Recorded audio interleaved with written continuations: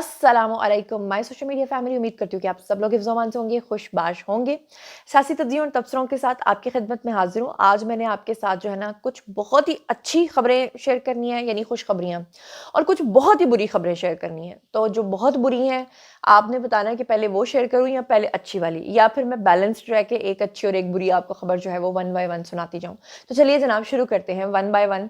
तो सबसे पहले बुरी खबर से शुरू कर लेते हैं। चलिए मैं आपको सुनाती हूँ। तो जनाब जो पहली खबर आज मैंने आपको सुनानी है वो खुशखबरी नहीं है बल्कि बुरी खबर है, और बुरी खबर ये है कि इस वक्त जो पेट्रोल की प्राइसेस हैं उनमें और ज़्यादा जो है वो उसमें इजाफा कर दिया गया है, और हुकूमत ने पेट्रोल की मसनूआत की कीमतों में इजाफा कर दिया है। अब जनाब आली ये होना तो फर्स्ट को था, लेकिन आप समझ लें कि थोड़ा सा टाइम आगे निकल गया। हाई स्पीड डीजल की कीमत में 7 रुपये फी लीटर का इजाफा हो चुका है, और नई कीमत जो है वो 267 रुपये और 95 पैसे मुकर्रर की गई है। जबकि पेट्रोलियम मसनूआत की जो कीमतें हैं उनका नोटिफिकेशन भी जारी कर दिया गया है, और पेट्रोल की प्राइसेस में भी इजाफा हो गया है। तो बहरहाल क्या कह सकते हैं, मतलब लोग जो हैं वो बेचारे महंगाई के हाथों जिस तरह पिस रहे हैं। मतलब लोगों के घरों में तो ये सिचुएशन है कि खाने के भी पैसे नहीं हैं। तो ऐसे में जब पेट्रोल की प्राइसेस बढ़ती हैं और आगे रमज़ान आ रहा है, और रमज़ान में तो वैसे ही जो है ना महंगाई अगर हुकूमत कंट्रोल ना कर पाई तो सोचें कि लोगों का क्या हशर नशर होगा। बहरहाल इसके साथ ही आपको ये भी बता दूं कि सोने की प्राइसेस, जो गोल्ड की प्राइसेस हैं, वो भी बहुत बढ़ गई हैं। आपको पता है पहले गरीब से गरीब बंदा भी अपने बच्चे को जब शादी करता था तो 10 तोले सोना तो डालता ही था। अब तो 10 तोला एक ख्वाब बन गया है। अब तो लोग 1 या 2 तोले भी डाल देना तो बड़ी बात है। बहरहाल चलते हैं जी अगली खबर की तरफ। अगली खबर जनाब खुशखबरी है, क्योंकि जहाँ बुरी खबर दी है तो आपको अच्छी खबर भी बता देती हूँ। अच्छी खबर यह है कि वज़ीर आला पंजाब मरियम नवाज़ जो हैं, उन्होंने पंजाब के अंदर इलेक्ट्रिक बसेस का इफ्तिताह जो है वो फाइनली कर दिया है, और 42 जदीद तरीन शेल्टर्स और 9 मखसूस चार्जिंग स्टेशंस भी कायम कर दिए हैं। लेकिन लोग यहाँ पर ये भी इस चीज़ को इतना अप्रिशिएट इसलिए नहीं कर रहे कि वो ये भी कह रहे हैं कि पाकिस्तान में तो वैसे ही बिजली जो है वो महंगी है, तो ऐसे में क्या इलेक्ट्रिक बसेस जो हैं वो कामयाब हो भी पाएंगी या नहीं हो पाएंगी।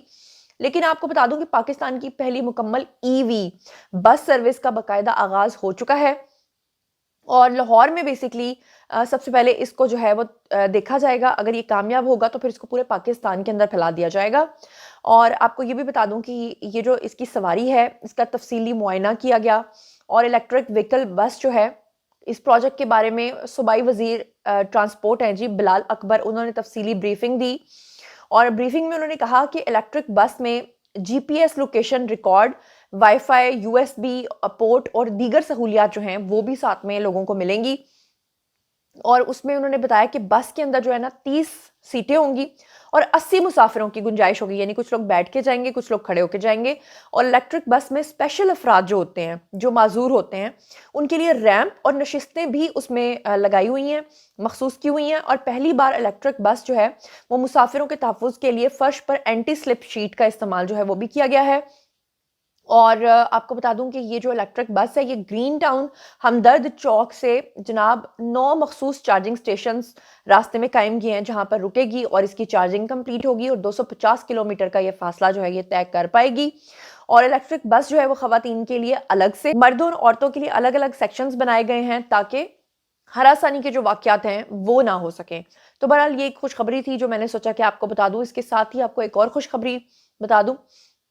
मरियम नवाज, जैसा कि आप लोग जानते हैं कि आजकल बहुत काम कर रही हैं, और इस चक्कर में जनाब धी रानी प्रोग्राम जो उन्होंने लॉन्च किया है उसके चलते उन्होंने पूरे पंजाब में जगह जगह इज्तिमाई शादियां जो है वो करवाई हैं। और अब की बार ये जो धी रानी प्रोग्राम के अकॉर्डिंगली इन्होंने शादियां करवाई हैं, उसमें वो लोग जो अपने बच्चों की शादियां नहीं अफोर्ड कर सकते, सरगोदा में 59 जोड़ों की इज्तिमाई शादी करवाई है इन्होंने, और तमाम जोड़ों को 1-1 लाख रुपए की सलामी दी है, और साथ में उनको जहेज का सामान भी दिया। यानी 1 लाख रुपए अलग है, जहेज का सामान अलग है, और उनकी शादी की तकरीबात और उसमें खाना पीना और उसमें दुल्हन के कपड़े, वो सब चीज़ें अलग हैं। मरियम नवाज़ जो हैं उन्होंने पंजाब की बेटियों के लिए शफ़ीक माँ का किरदार यानी अदा करते हुए माली मसाइल का शिकार वालिदैन की जो बेटियां हैं उनकी बाइज़्ज़त रुख़्सती का एहतमाम किया है। और आपको ये भी बता दूं कि शादी के तमाम अखराजात जो हैं वो हुकूमत पंजाब ने बर्दाश्त किए हैं, जबकि तकरीब में जो ज़िला इंतज़ामिया की जानिब से नौबयाता जोड़े हैं उनकी फैमिलीज़ को ट्रांसपोर्ट की सहूलियात भी जो है वो हुकूमत की तरफ से दी गई है। और सूबाई वज़ीर सुहेल शौकत भट्ट जो हैं वो उन्होंने बात करते हुए कहा कि जनाब मरियम नवाज़ जो हैं वो फलाही रियासत की बुनियाद रखने के लिए अमली इकदाम करके दिखा रही हैं और धी रानी प्रोग्राम के तहत जो है ख़वातीन की बहबूद और उनके बेहतर मुस्तकबिल का जो अज़्म है उसका जो है वो अमली नमूना है। बहरहाल आपको ये बता दूं कि ये कोई तीसरा चौथा प्रोग्राम है धी रानी का जो डिफरेंट जगहों पे इन्होंने ऑर्गेनाइज़ किया है। और मैंने वहाँ पे देखा बहुत सारे लोग जो हैं उसमें मसीही ख़ानदान भी शामिल थे, यानी नॉन मुस्लिम लड़कियाँ भी उसमें शामिल थी जिनकी शादियाँ करवाई गई हैं। और वो जो लड़कियाँ थी उनके जो पेरेंट्स थे वो किस कदर खुश थे और उनके चेहरे पर कितनी इत्मीनानियत थी, वो तो आपने अगर वो देखा होगा तो आपको पता चल ही गया होगा कि लोग कितने खुशहाल मरियम नवाज़ को कितनी दुआएं दे रहे हैं। तो बहरहाल जो अच्छा काम है उसको अप्रिशिएट करना चाहिए। चलिए आज मेरा प्रोग्राम बड़ा ही ना बैलेंस्ड है। पहले मैंने आपको बुरी खबर सुनाई तो फिर मैंने आपको साथ बैलेंस करने के लिए 2 अच्छी खबरें सुनाई। अब फिर से एक बुरी खबर है। बुरी खबर ये है कि आपको स्क्रीन के ऊपर ये एक पुलिस वाला नज़र आ रहा है और आपको नीचे एक फ़र्श के ऊपर लेटे हुए एक बुज़ुर्ग नज़र आ रहे हैं। ये वीडियो पूरा दिन सोशल मीडिया पर सर्कुलेट करता रहा जहां पर ये बुजुर्ग जो हैं दरअसल एक गवर्नमेंट का जा रहा था जनाब वीवीआईपी प्रोटोकॉल था और वहां से अचानक से ये बुजुर्ग जो है सामने से आ गए। पुलिस वाला जो है वो इन बुजुर्ग को देख के एकदम से हड़बड़ा गया क्योंकि उसकी वहां पर ड्यूटी थी प्रोटोकॉल के ऊपर। तो पुलिस वाले ने ना जो बुजुर्ग हैं उनके ऊपर गुस्सा निकाल के बदतमीजी से उनको घसीटा और नीचे फर्श पे फेंक दिया। ये वीडियो देखते ही देखते हर तरफ वायरल हो गया और इसका मरियम नवाज जो हैं उन्होंने नोटिस ले लिया। मुल्तान में बेसिकली ये एसएचओ था, इसकी तफसीलात आपको बता रही हूँ। और इसने बुजुर्ग शहरी के ऊपर जो तशद्दुद किया था और उसका वीडियो जगह जगह ट्विटर पे बहुत यानी फैल गया और ये वीडियो मरियम नवाज तक भी पहुंचा। और एसएचओ ने जनाब बुजुर्ग शहरी को चलती मोटरसाइकिल से उतार कर जिस तरह से घसीटा था उसके खिलाफ सख्त कार्रवाई करते हुए मरियम नवाज ने नोटिस लिया। तो अब आपको बता दूं कि ये जो एसएचओ था इसका नाम है शफीक अहमद और इसका जो तशद्दुद करते हुए वीडियो वायरल हुआ था उस पर मरियम नवाज ने इसको जनाब मुअत्तल कर दिया है। पुलिस हुकाम की जानिब से इस वाक़े का नोटिस ले लिया गया है। आरपीओ और सीपीओ मुल्तान को सख्त कार्रवाई की हिदायत की गई है और इसको मुअत्तल कर दिया गया है, जो कि एक बहुत ही खुशाइन बात है कि इस तरह से आपने मादर पिदर सबको आज़ाद छोड़ा हुआ है। इसके ऊपर सोशल मीडिया पे काफ़ी लोगों ने इस आदमी के खिलाफ जो है वो आवाज़ उठाई थी कि इस तरह के ऑफिसर्स होते हैं जो बुजुर्गों के ऊपर। ठीक है जी, बुजुर्ग की गलती ज़रूर थी कि वो जब उनको मना किया है कि प्रोटोकॉल की जगह है आपने यहाँ से नहीं गुजरना और वो गुजर रहे थे। और ये भी बात ठीक है कि खुदा ना खास्ता इसका कोई नाजायज़ फ़ायदा उठा के कोई हादसा भी हो सकता है अगर प्रोटोकॉल के गाड़ियों के बीच में अगर खुदा ना खास्ता बाइक घुसाई हुई है।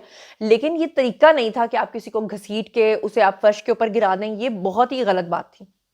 तो बहरहाल अच्छी बात यह है कि उसके खिलाफ जो है वो बाकायदा तौर पे जो पुलिस ऑफिसर है उसको मुअत्तल कर दिया गया है। इसके साथ ही एक और खबर आपके साथ शेयर करूं, बड़ी ही दुखी खबर है और दिल बहुत ही रंजीदा हुआ ये खबर देख के कि लाहौर से कराची जाने वाली जो शालीमार एक्सप्रेस ट्रेन थी उसको हादसा पेश आया और रिपोर्ट तैयार कर ली गई है। और आपको बता देती हूँ कि रिपोर्ट के अकॉर्डिंगली किसका जिम्मा जो है वो निकला।